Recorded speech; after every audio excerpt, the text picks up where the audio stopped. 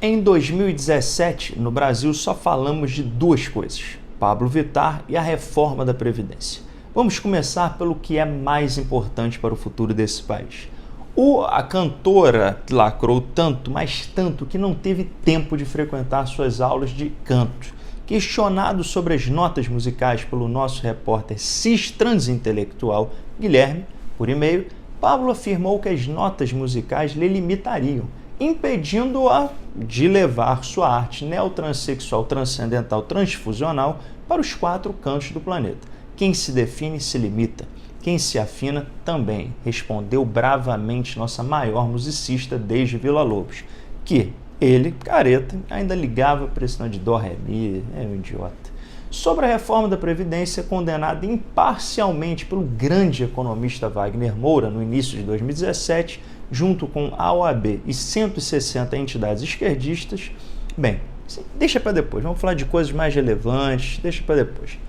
E nos Estados Unidos da América, aquele país onde as pessoas são fascinadas por armas de fogo e liberdade, além de dinheiro, eles têm muito, mas muito a aprender com nossas leis trabalhistas, o Estatuto do Desarmamento e nossa 100ª Constituição, que tem mais páginas que o Senhor dos Anéis. Eu desço para lá. Lá na América, o presidente Trump, despreparado absoluto para o cargo de altíssima responsabilidade, diferentemente de Dilma e de Lula, fez alguns absurdos. Cortou impostos para beneficiar os mais pobres, olha que coisa elitista. O que levou os milionários de Hollywood à loucura, justamente eles, os mais carentes de atenção do governo.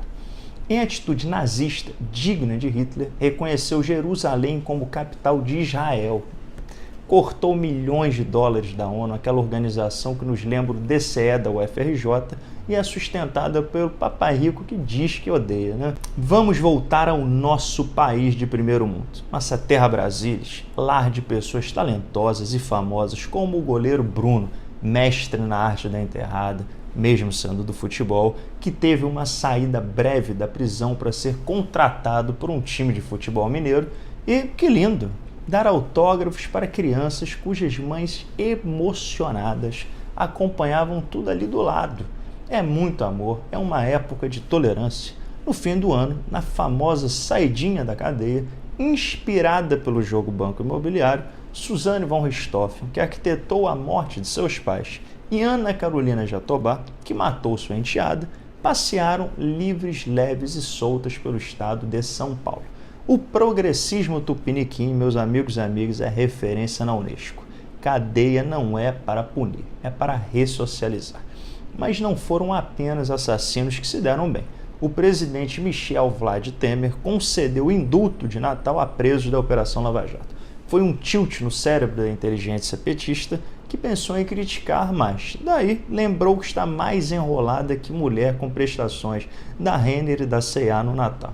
Quem cala, no Brasil, diz tudo. E a criminalidade nos surpreendeu positivamente.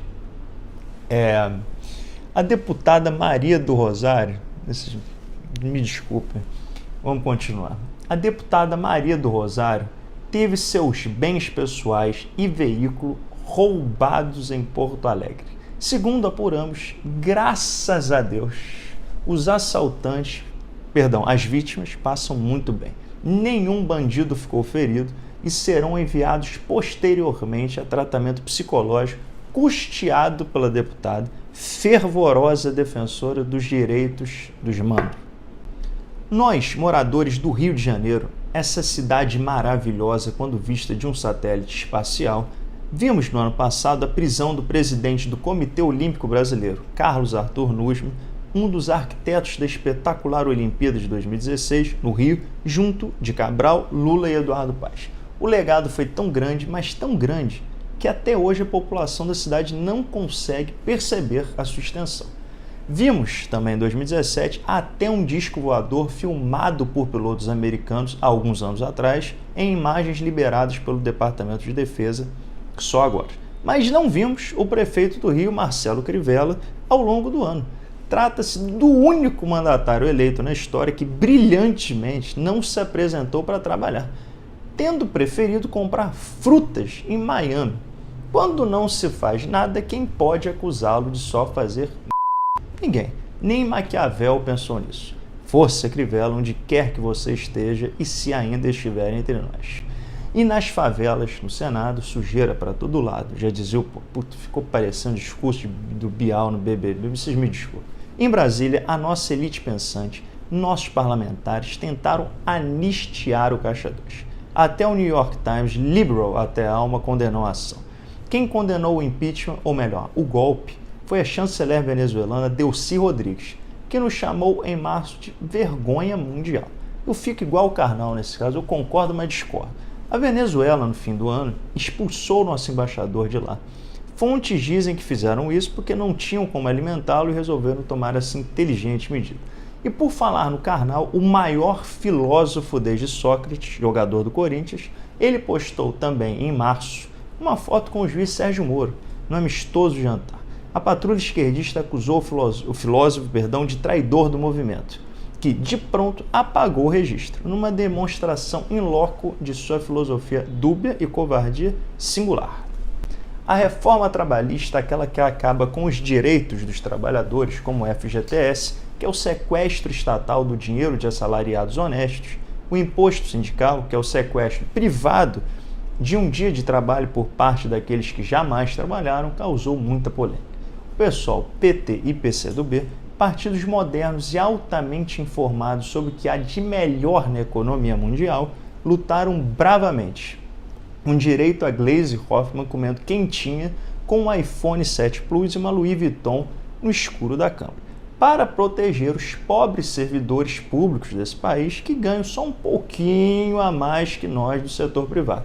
Disseram que a reforma, vejam o desmonte que vivemos, vai obrigar os funcionários públicos a trabalhar, aonde já se viu tamanha ofensa. Imagina o dia que descobrirem que o 13º é o salário anual dividido em 13 parcelas, você imagina. Imagina o dia que descobrirem que não há um só imigrante americano ou senegalês que venha para o Brasil para ser protegido dos patrões. Como resultado desta manobra maléfica dos setores dominantes desse país, milhares de empregos foram gerados. A economia, sob o comando de Henrique Meirelles, melhorou. Também, depois da Dilma, piorar seria um marco. Melhoramos na taxa de juros, no desemprego e na inflação. Melhoramos tanto que até a quantidade de dinheiro apreendido nas malas de Gedel Vieira Lima, em Salvador, foi recorde. Para nem entrar em detalhes da mala do Rocha Louros, amigo próximo do presidente Temer, que, como todos os políticos, sofreu de amnésia seletiva e fingiu não ter intimidade com o próprio. Depois do helicóptero de cocaína em sítio do Zezé Perrella, senador há uns anos, tivemos avião com cocaína na fazenda do ministro Blairo Maggi. E Breaking Bad achando que poderia competir com o Brasil. Ai, meu Deus. E por aqui, o golpe orquestrado por Eduardo Cunha foi tão bem feito que ele foi condenado por Sérgio Moro, seu cúmplice, a 15 anos de cadeia. A Operação Lava Jato, que botou gente importante atrás das grades pela primeira vez em séculos e devolveu bilhões aos cofres públicos, foi acusada reiteradamente de prejudicar a economia brasileira. Por essa lógica, vamos liberar o tráfico de droga, de armas, de crianças, de mulher, enfim, tudo que foi ilegal. Afinal, combater o crime prejudica a economia, faz sentido. Quem foi visitar o juiz Sérgio Moro foi o ex-presidente Lula. Gravata com as cores do Brasil, bem arrumado, advogados engomadinhos do lado. Lula, o valente, colocou toda a culpa do sítio, do triplex e até da tomada tripla na falecida esposa, Dona Marisa Letícia. Um homem de caráter, fibra e ousado. Não à toa está primeiro em todas as pesquisas para intenção de voto à presidência para 2018. Em abril de 2017, Aécio Neves, em clara demonstração de patriotismo, deixou o dinheiro em contas em Nova York. Tudo porque é contra a corrupção aqui no Brasil. Mineiro de palavra. Quem tem palavra também, além de imparcial, é o presidente dos Correios, contra a privatização da empresa, que só dá 2 bi de reais de prejuízo e que tem um chefe para cada 2 funcionários, onde 1/3 dos funcionários está de licença. Que Jorge Paulo Lema nada, executivo é Guilherme Campos, presidente dos Correios. Dilma Rousseff, a melhor presidenta que já tivemos, tornou a dar as caras. Disse que não se encontrou com Marcelo Odebrecht no México porque estava na privada fazendo o que sempre fez de melhor. Há pouco, Dilma concedeu entrevista a um jornalista português falando de inglês clássico, misturado com um sotaque viking raiz. Acompanhe. Dita como sendo uma mulher que tinha uma mania era obsessiva compulsiva por trabalho, era o workaholic que tinha uma mania de fazer todo mundo trabalhar. Outro evento que sacudiu a política foi a lista do ministro do STF, Fachin. Lindbergh, Farias e Aécio Neves, citados, teriam dito que as afirmações não passariam de boato e que, no fim, tudo vai virar pó. Não será o fim de nossa carreira. Esbravejaram. Gleisi Hoffmann e Vanessa Graziotin, revolucionárias da Sephora, foram vistas comprando passagens para o exterior. Não queriam fugir, queriam comprar maquiagens mais baratas para usar na carceragem da Polícia Federal. Maria do Rosário, ao saber que poderia ser presa, reuniu familiares para uma grande festa. Estaria, disse ela, finalmente entre aqueles que sempre defendeu por toda a vida. Fernando Henrique Cardoso, em entrevista, disse que se o Caixa 2 fosse legalizado, nada disso teria acontecido e que a repressão policial é desperdício de energia. Parece uma esquadrilha da fumaça. A Carta Capital, crítica à morte do capitalismo, teria recebido 3 milhões do Odebrecht, empresa filantrópica, e mesmo assim, agora mendiga por ajuda no Facebook. Com subcelebridade da esquerda suplicando por um trocado aí, tio. Mino, escreve um artigo aí. A socialista Morena publicou neste infinito 2017 um texto com 10 perguntas que você sempre quis fazer sobre o socialismo. Continuamos com apenas uma, ainda sem resposta. Aonde foi que ele deu certo? Obrigado. Gregório do Vivier, em pleno Natal, dia do nascimento do Filho de Deus, publicou o artigo comparando Marighella com Jesus Cristo, dizendo que o mesmo poderia ser visto como um comunista, subversivo e baderneiro. Quis lacrar, quis ganhar pontos com a rodinha de maconha no Baixo Gávea. Deve ter conseguido. Deve ter até achado que justo ele, à frente de trocentas pessoas mais inteligentes do que ele, que tentaram derrubar o cristianismo, seria o anticristo anunciado. Não, não é o anticristo, é apenas um anticaráter. 2017 teve greve geral. Geral trabalhou, meia dúzia infernizou, para variar. A indústria de pneus agradeceu aos socialistas pelo recorde de borracha queimada. Lutavam contra o fim do já mencionado imposto sindical. Aquele valor que serve para os sindicalistas defender de quem mesmo? Deles próprios, né? Então lutavam ferrenhamente pelo que há de mais importante para eles, dinheiro no bolso. Enquanto isso acontecia, a revista The Economist publicava que 25 das 50 cidades mais violentas do mundo são brasileiras. Grupos pacifistas prepararam um grande abraço, um abraçaço, às 25 cidades, mas foram sequestrados no caminho. Os sequestradores não aguentaram tanta gente chata e os devolveram à zona sul do Rio de Janeiro imediatamente. Tivemos, mais uma vez, diversos ataques terroristas mundo afora. Nenhum, estranhamente, provocado por budistas, espíritas ou testemunhas de Jeová. Mas o nosso ministro Aloysio Nunes deu-nos algo de primeiro mundo, a lei de imigração, que permite nosso orgulho em compartilhar dos mesmos receios de atentados terroristas dos Estados Unidos, Inglaterra e Europa. Em protesto contra a lei, manifestantes pacíficos foram atacados com bombas em São Paulo. Que preconceito! Tivemos revolução fashion em Brasília. A classe operária tomou banho, vestiu seu tênis popular Armani e foi às ruas lutar contra o capital. Foi lindo. Teve intervenção artística no MINC, que foi transformado numa escultura pós-moderna de vidros quebrados e paredes queimadas. Críticos de arte moderna aplaudiram a performance entusiasticamente. Eu achei que botar Lei Rouanet nessa performance, viu, presidente? No dia, um jovem fã do ex-futuro presidente Lula fez uma homenagem. Explodiu um artefato na própria mão e perdeu 3 dedos. Quis ganhar o triplo da pensão de Lula. Isso é um gênio. 2017 foi o ano em que um presidente da República tentou intimidar páginas que faziam memes sobre ele. Olha as prioridades nesse país. Nós, democratas que somos, respeitamos a atitude de Temer e por isso jamais publicaríamos os tais memes aqui nesse distinto programa.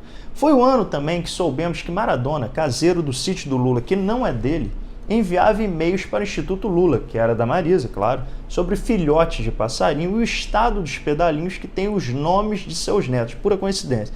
Tudo isso, claro, criado pelas roteiristas na Globo. Em 2017 tivemos grandes retrocessos na educação, que apenas viveu seus anos dourados por causa desse homem.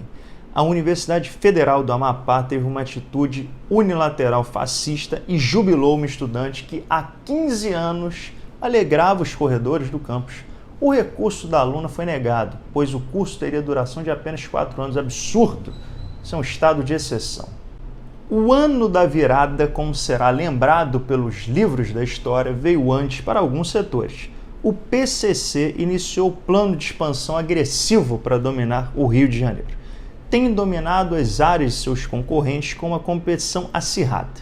Para quem tem interesse no maravilhoso mercado de drogas e ainda tem parte do FGTS sobrando, as oportunidades são muitas. No Mercado Livre, podemos encontrar bocas de fumo disponíveis para aquisições, e elas vêm com um mercado consumidor fiel. Grandes atos de censura ocorreram durante o ano.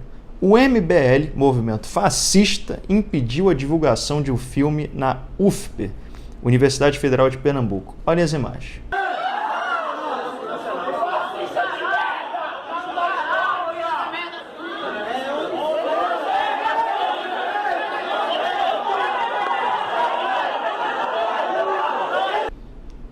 Não foi o MBL?